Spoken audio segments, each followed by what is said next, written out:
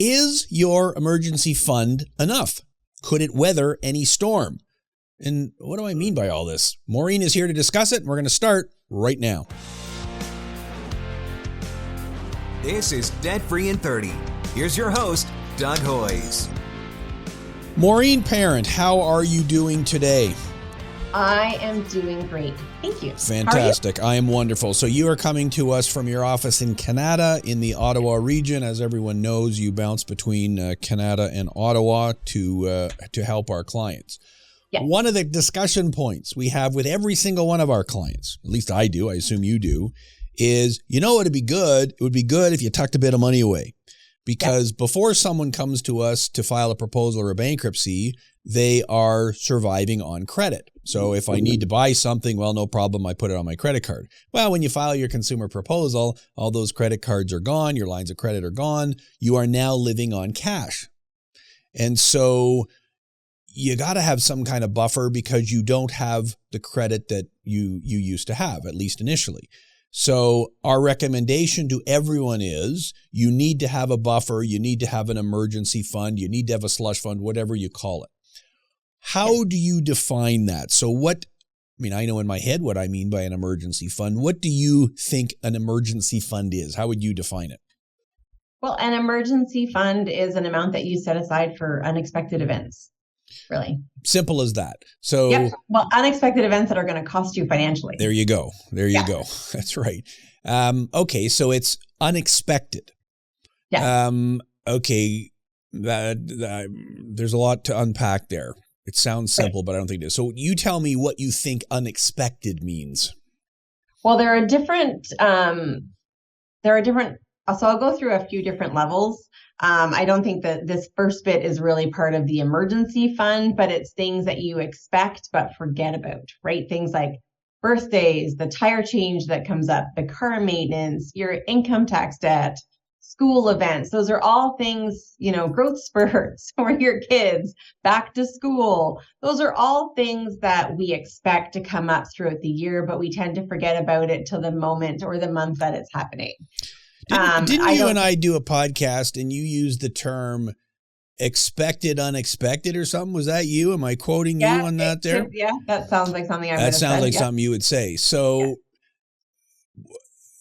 I guess, and maybe the term emergency fund is the wrong term. Maybe for that. Yeah. Maybe it should be money set aside for stuff I'm going to need in the future. For this year. Yeah. That's my operational savings account. We had a podcast about that. Okay. There you go. For this year. So what you're talking about is something that could happen in the near term. We're not talking about, your retirement 30 years from now. We're talking about something that could happen. So, I can predict with very good accuracy when my kid's birthday will be. Because it's the same day every year. I can predict when Christmas will be, same day every year. I can predict when I got to get my winter tires off and put them back on, roughly, but I can't predict when I'm going to get a flat tire, when I'm going to have oil. So that's what you're talking about, unexpected then. This is, the next level of is the other things that we kind of know are going to happen, but you never know when they're going to happen. So things like car repairs, appliance repairs, vet bills, like something that can happen, house repairs, anything like that. But you just don't know when, because no one knows when the sump pump's going to stop working. It just doesn't even know until it stops. That's the sump pump. The sump pump is not sentient. That is absolutely correct. So that is, it's going to happen at some point in time. You just don't know when. It could be this year. It could be 5 years from now. And then there's other events that catch you by surprise, job loss, sudden illness, where you just need to take time off because of that illness or your spouse's illness. There's a flood, there's identity theft, car accident, anything that has, or a sudden rent eviction, anything that you're not expecting, but all of a sudden life just kind of dropped in your lap. Those are also, those two items that I talked about, the expected things you don't know when, and then the complete unexpected, the blind side. Those are what your emergency fund is for. Okay, so that's a whole big long list. What in the world am I supposed to do about all this then? Like, let's go right to the practical advice. I know we're supposed to do practical advice at the end of the show, and we're only 5 minutes in. But hey, how am I supposed to handle this then? Because you just gave me a list of a dozen things, and there's probably 50 things that weren't on the list that could happen. How am I supposed to handle this? Some events are severe, some are less severe. Like, give me some framework here. What am I supposed to do? Right. I would say start small, because if we have too big of a path in front of us, it becomes overwhelming. So we want to start small and just say, okay, you know what? I'm just going to save $1,000. It'll cover off most of those basic emergencies that we talked about that we kind of know will happen, but we don't know when. So I would start with that.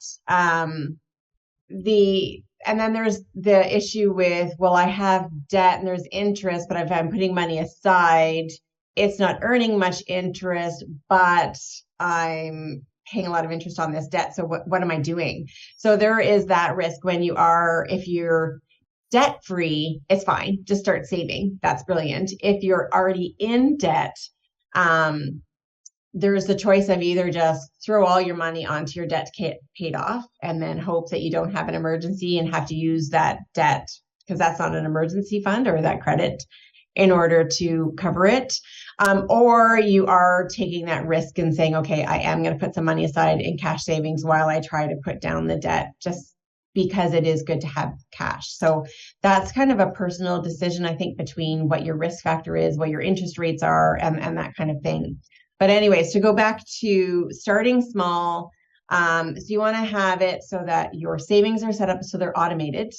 It's like a pay yourself first. It's really important, like you're earning money, you're doing this kind of stuff. How are you paying yourself first? And by doing that is protecting yourself and protecting your present. So automate your savings to go out of your bank account on your paydays. You can be putting it into a TFSA, a savings account, a money market account, something that is easily accessible, not too easy, easily accessible, but and no early withdrawal penalties, right? So that's where you want to be able to, if an emergency happens, you just go get it. Because if you lock it into like a GIC, all of a sudden you're like, well, it happened within the 5-year term. I can't pull it out. It's not going to help you. So I want to unpack that more too, but let's go back to the big picture then here. Okay. How much am I supposed to put away? Right. So I would say having the habit of savings is really, really important. If you want a number, I would say start with 1,000 and then work up to the 3 to 6 months. If you start to think too much, if it goes too big, you won't start. So I would just keep going until you feel comfortable. So if I did have a job loss, if I did have an illness, and I'm waiting for EI, or something happened to my home and I'm waiting for insurance, do I have enough money to pay for my utilities, my rent, my car payments, my insurance, and food? Yeah, and right? I guess those basics, do I have that much? So figure out what your bare bones is, multiply that by 3 or by 6, and then that's really the number that you're looking at for your situation. Yeah, and I think everyone's situation is different, and you're right. The gurus would all say, well, you should have a 3-month, a 6-month buffer, whatever. Okay, but that's not realistic for most people, so it's a silly thing to say. If I live in Toronto and my rent is $2,000 and my living expenses are $1,000, well, that's $3,000 a month. So you want me to save 6 months? That's $18,000. I only make $3,000 a month. For me to save $18,000 is just so silly, so ridiculous. It's stupid. So okay, the more you can save, the better. Fantastic. But the way I look at it is, let's start by being very, what's the worst case that can happen? So, and you already listed some of the things. Well, what if I lose my job tomorrow? Okay, well, that means I won't be getting a paycheck. Now, probably if I lose my job, I will get I'll get my final paycheck. Maybe I'll get some kind of severance or termination, and then I'll qualify for EI. Okay, how much would I get on EI? How long does it take for EI to kick in? So if on EI, I would get $1,500 a month, and my living expenses are $3,000 a month, and it would take a month or 6 weeks or 2 weeks or whatever it is for EI to kick in, I can then calculate, okay, I'm going to need $2,000 the first month. I'm going to need $1,500 the second month. 50. So what I really need to build up is $3,000, $4,000, $5,000. What that would get me over that hump. If the EI I would get would be sufficient to keep me going, or if I get a severance package, okay, well then I need less of an emergency fund to mitigate the job loss because I've got something else coming in. So I think you have to think about what is that bad thing that could happen. Now, you also gave another example, car repairs. So, okay, my car breaks down. Okay, what does it cost when your car breaks down? I don't know. I guess we should ask Ted. He's the car guy. But it depends what it is, right? So I guess if the engine falls out of your car, I don't know if that's a thing or not, that costs a lot of money. Right. I guess you're probably junking the car. And I did that once. In a rainstorm, I drove my car through a flooded parking lot at our office, me not realizing that water and engines don't mix. And that was pretty much it for the engine. Now, insurance covered it, but okay, didn't have a car for a while, whatever. Okay, so I need an emergency fund to be covering those kind of things. So I think my starting point would be think of all the things that can go wrong. And how much money do you need to mitigate that? Right. And that's what you start working towards. So for some people, it's $1,000. For some people, it's more. So if you live at home with your family and you lose your job, well, you don't have to worry about covering rent because your family will do that. If you're married and your spouse has an income, okay, well, if I lose my job, there's still some money coming in. It's less of a big issue. If I'm single with, kids with other obligations, then maybe I need a much bigger number. So, okay, so I think that's where I would be starting my thought process. And the more the better, but it's a balancing act. You also mentioned about debt. If you've got debt and you're paying 390% on your payday loan, then putting money into an emergency fund at 0% interest is just crazy. That makes no sense. You should probably be calling us to deal with your debt probably. Okay, now let's get back to this, what you raised about where to put it. Right. So, okay, I've saved up the first $100 towards my emergency fund. Where would I put $100? Well, you can put it into, like I said, a separate savings account. I put mine in a separate bank altogether. Like I have one bank where I have a checking and operational savings, and I have another bank account with a different bank altogether with my savings account for my vault, the one I don't touch. That way I don't see it as often, so I don't touch it. So you don't put it see into it. Okay. And that's a psychological trick you're playing on yourself. Yeah. Because when you look at your app for your bank, for your main bank, you don't see your vault, your savings account, because it's at a completely different bank. So that's a trick you're playing on yourself to make sure that it doesn't, you don't see it, therefore you're not tempted to spend it. So if you've got... go ahead. The other thing I do is I say I don't have money for that. So I found, especially with the kids when they're asking for money or whatnot, and I'm like, oh, sure, kids. Then I realize I'm like, wait a minute, that's not in that budget category. And instead of sending the message, I don't have money, I say, I don't have money for that, which acknowledges to me that I do have money and I'm choosing not to spend it because I realize it's for something else that's more important. Okay, so if I have a small amount of money, $100, $200, $500, I mean, I guess you keep a couple $100 in your checking account anyways. That's not your emergency fund. That's just your operating fund. You put whatever emergency savings you've got into a separate savings account that you can't see. If I get to the point, at what point do I start putting some of that emergency fund in something like a TFSA, for example, where it's even more separated from me? Is there a magic number, or how do you think about that? I don't think of it as a magic number. I just think of it as what do I need, or what do I want? Because the TFSA is a bit harder to get out of. And if you find that you're going into it your vault more often than you should be, because it's not for an emergency, then put it into the TFSA, right? Or you could be like, I've made it to 1,000. Okay, that 1,000 is going into the TFSA, and then I'm going to put another 1,000 into that vault savings account, right? Or a money market account. but you want to, so I mean, I think it's up to the person when they're putting it into a TFSA. Yeah, it's something you should think about and decide for yourself. What is your theory on tax refunds and how that impacts your emergency savings? Do you think that's something that should go into your emergency fund, or is it something you should use or part of it, or how do you think about that? Yeah, absolutely. If you're starting out your emergency funds or it's not quite there to a level that you're comfortable, any windfalls, tax refunds, a bonus, a raise, any kind of gift, a monetary gift, put that into the emergency savings account because it's found money, right? So it just helps and boosts your security. And when the emergency happens and you have the money to cover it, you will be so grateful you did. Yeah. And a lot of people I meet with, they say, well, sure, I'd love to have an emergency fund, but I'm a little bit behind on this and a little bit behind on that.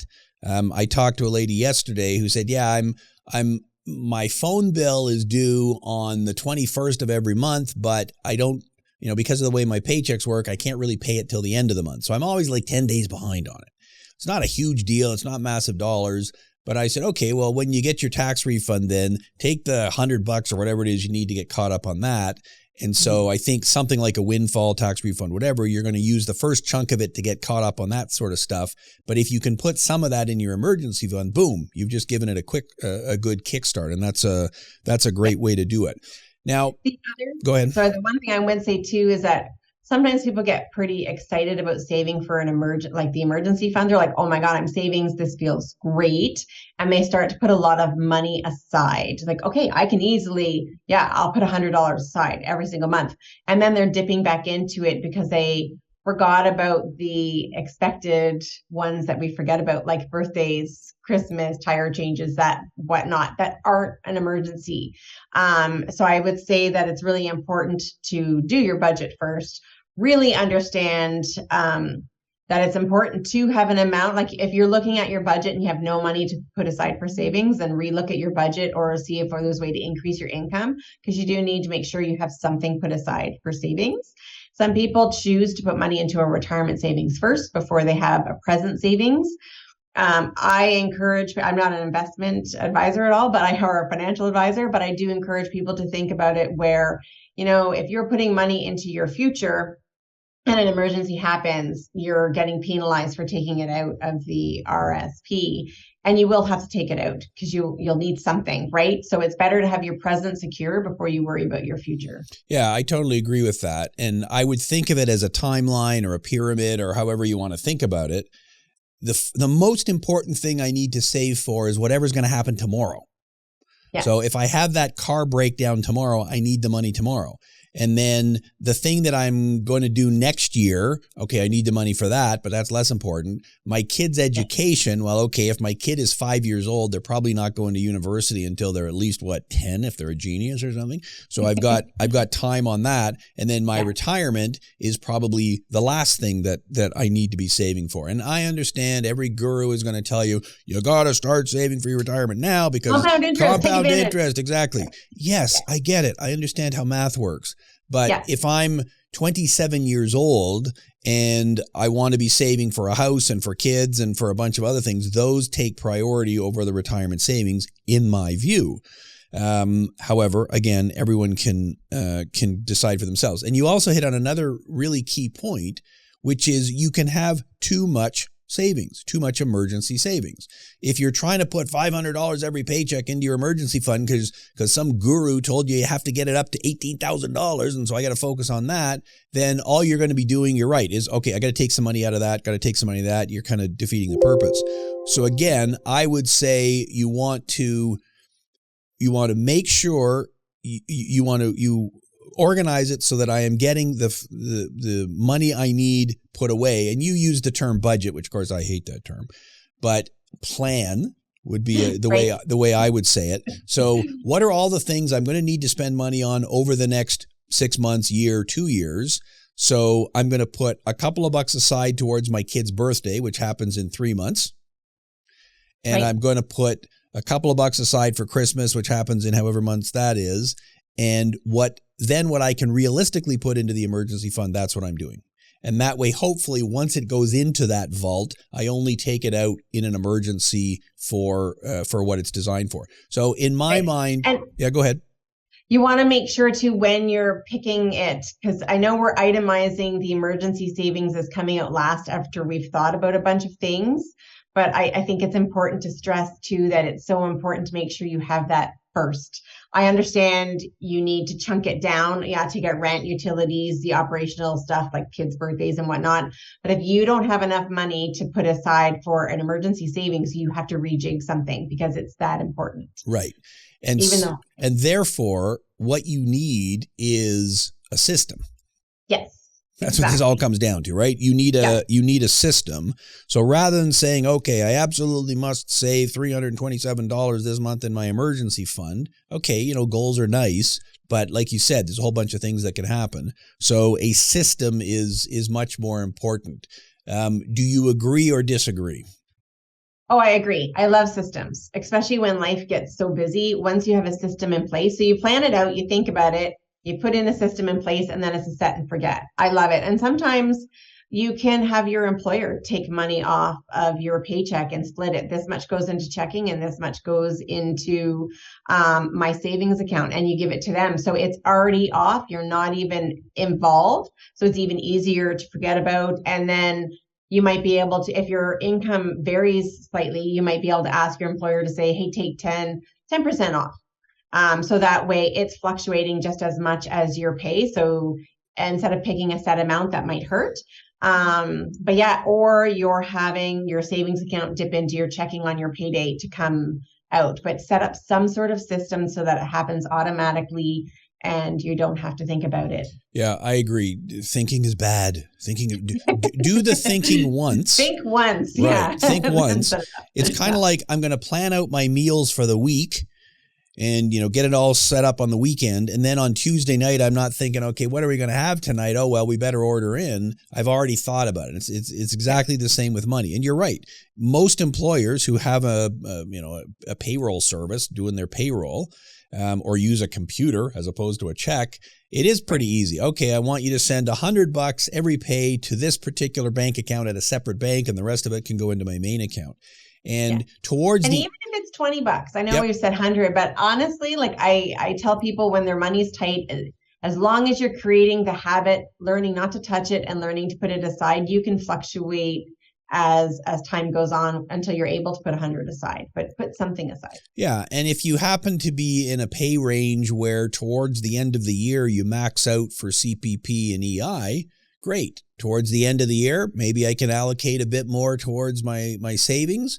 And then when the year starts again and my paycheck goes down because of the increased deductions, okay, I adjust my savings. So I agree. It does not have to be exactly the same number every month. And if you've got a month where both of your kids have a birthday, okay, this is a tight cash month for me. I can plan in advance that I'm going to put less into my emergency savings this month because I know I got the other costs.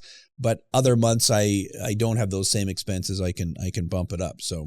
And if you don't have enough money to put money aside every single biweekly pay, then you can also say, okay, 2 months of the year, I get 3 paychecks. Half of each of those paychecks is unaccounted for money. That is what I pop into my emergency savings. So it really depends on your monthly cash flow as well, but there should be something set aside that says, at this point in time, I am putting this money aside into the emergency savings. Yeah, and what we're talking about here is make a plan. So if I work in construction and I'm very busy in the summer, but not so busy in the winter, okay, I should definitely be doing a lot more savings in the summer as opposed to, great, I got more money and I can spend it. So you gotta put a bit of thought into all of this. And you're doing different levels of savings too, because then you want to look at your low budget, moderate budget, high budget, right? So if you're making a lot of money in the summer, you not only want to put money aside for savings, but you want to put money aside for operating throughout that month. Absolutely. So those are different. Yeah. And again, that comes down to having that plan. So we've talked about what is an emergency fund and where you can put it, a savings account at TFSA. I mean, I guess you put yours all in crypto because that's the way you are. I'm sure. Yes. That's so awesome. It's a joke, people. What is not an emergency fund then? So your credit card is not an emergency fund. I know that's been touted by the banks and stuff. Oh, you need to have a credit card for emergencies. Well, no, it's not an emergency fund. It's a debt. It's debt. right? Credit card sounds good, but once you have money on it, it's debt. Also, line of credit, right? Anything that you have that's sitting there unused, that's credit. Once you use it, it's debt. And even once you're in debt, then you're paying interest on it. So not only did you have some sort of an emergency, now you're paying for it for a very, very long time. I'd also say that, your retirement funds aren't an emergency fund. Investment accounts, they're not an emergency fund because they're market-based and they're fluctuating up and down, up and down. So you don't know if the emergency happens, if there's going to be enough money in there to take out. And your checking account is also not an emergency fund. So you don't want to keep money in there for the emergency because it's not really earning you any interest, and the chance of you spending it is much higher. Yeah, and that's why you tuck it away somewhere else. And yes, I agree. Most people, when they come to see us, their emergency fund is their credit card and their line of credit. And I guess you could make the argument, if we go back a year or two when interest rates were really low, that why would I put a bunch of money in savings and earn 0% when I've got a line of credit at a very low interest rate? If I really have an emergency, I've got the line of credit there. Yeah, okay, I understand that, and that is true, except a line of credit is discretionary on the behalf of the bank. So if you lose your job and draw on the line of credit, the bank could say, oh, you know what, we're capping your limit, you need to pay it back, it's not there anymore, we're jacking up the interest rate, whatever. So I agree with you. You want it to be somewhere that is separate from all of that. So sorry, one thing I thought of too, I didn't mention it earlier, and this is for the people who love cash and don't like accounts. So there are people I've met that say, but if I have money in any sort of account, I'll spend it, but I don't like spending cash. So they save far more money when they take money out in cash. So I know you don't earn interest on that, and the financial gurus would be cringing, but if you like to see cash and you will not spend it, then that might be the best way for you to save.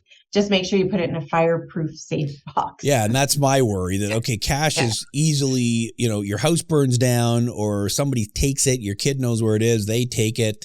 Even in the fireproof box, your kid knows how to get into it because your kid knows combinations and picking locks and all the rest of it. So that to me sounds like a really dangerous thing, but I get it. Psychologically, for some people, it may be better. And maybe you've got $500 in cash and I keep $200 tucked away at the office where somebody doesn't know. And I give $200 to my mother and she keeps it. And I got another $100 at home. And okay. Oh my God. Just keep a map. So right. You don't Exactly. And this is the problem. You forget where you've buried the treasure and then you don't have it. So, okay. What are your final comments then? What final advice, final thoughts? What would you like to do to finish off the show? Is there any point we haven't covered that you would like to emphasize to anyone?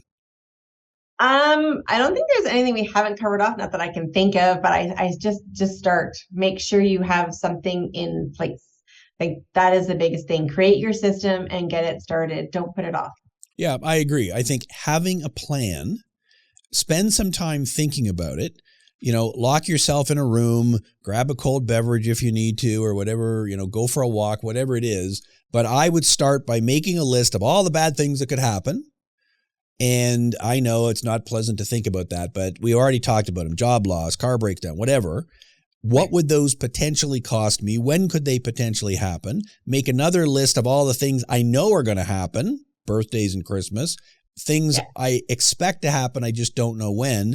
Put numbers associated with all of them, and that gives you a bit of a sense of how much I need to work towards. And don't expect you got to get this all done tomorrow. That's not the way it works. But at least I know where I'm heading. I've got a bit of a target, and I can work towards that. And if you can do that, what that does is force you to say, okay, that $10 I got in my pocket right now, I'd like to go out and buy a coffee and a donut. I think that costs $10 now. I'm not sure, but let's assume for the purpose of the story it does. So you know what? I'd love to do that, but I know what I've got coming up. I'm going to tuck that money away because I have a plan. I can see where it's going. So I think if you can do that, then you're in a lot better shape. So there you go. That is emergency funds, slush funds, whatever you want to call it. What I'm going to do is put notes in the show notes, links to some of the things we've talked about, the previous podcasts that you've referred to. We've also got a bunch of material on this on our website.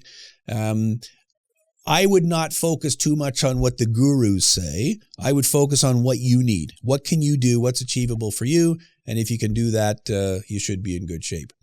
Maureen, thanks very much for being here today. Thank you for having me. That was Maureen Parent from the Ottawa region of Hoyes Michaelis, talking about emergency funds. Again, I'll put links in the show notes on YouTube. If you're watching this on YouTube, hit all those buttons, notifications, bells. I don't know what they all are, but hit them all. Last time I looked, we were over like 9,000 subscribers on YouTube, which is pretty good for a debt podcast.